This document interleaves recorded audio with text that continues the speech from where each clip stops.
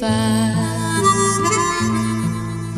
Egy-egy emlék miért csábító, miért esik jól néhány kedves szó? Mert minden ember boldog akar lenni, a szívünk előtt száll a kék madár.